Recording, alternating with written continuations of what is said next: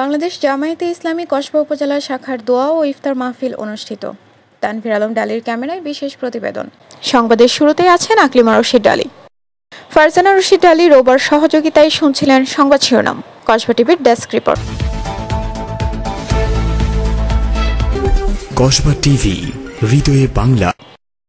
এখন বিস্তারিত জানাচ্ছেন আফরোজা রশিদ ডালি।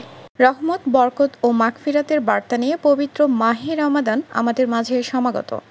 এই ইসলামী স্লোগানকে সামনে রেখে বাংলাদেশ জামায়াতে ইসলামী কসবা উপজেলা শাখার উদ্যোগে আজ বুধবার নতুন বাজার আলতাফ প্লাজা কমিউনিটি সেন্টারে বিশিষ্ট রাজনীতিক ব্যক্তিবর্গ ও সুধীদের সম্মানে রামাদান ও জাকাত শীর্ষক আলোচনা সভা ও ইফতার মাহফিল অনুষ্ঠিত হয়েছে।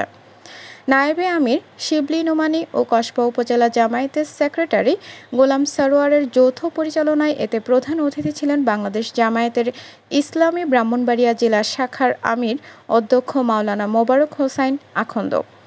বাংলাদেশ জামায়াতে ইসলামী কসবা উপজেলা শাখার আমির অধ্যক্ষ ফরিদ উদ্দিন আহমেদের সভাপতিত্বে বিশেষ অতিথি ছিলেন বাংলাদেশ জামায়াতে ইসলামী ঢাকা মহানগরী উত্তর প্রচার মিডিয়া সম্পাদক মোহাম্মদ আতাউর রহমান সরকার সহ প্রমুখ। এছাড়াও কসবা উপজেলা পৌরসভা, ইউনিয়ন ও ওয়ার্ড পর্যায়ের জামায়াতের নেতাকর্মী, ছাত্র শিবির সহ বিভিন্ন শ্রেণী পেশার মানুষ উপস্থিত ছিলেন। নেতৃবৃন্দ বলেন, জামায়াত একটি নির্যাতিত দল। এ দলকে ধ্বংস করতে আওয়ামী লীগ এমন কোনো নির্মমতা নেই এ দলের কর্মী নেতাদের উপর চালানো হয়নি। আজ মজলুম সংগঠনটি এদেশের মানুষের আশা আকাঙ্ক্ষার প্রতীকে পরিণত হয়েছে।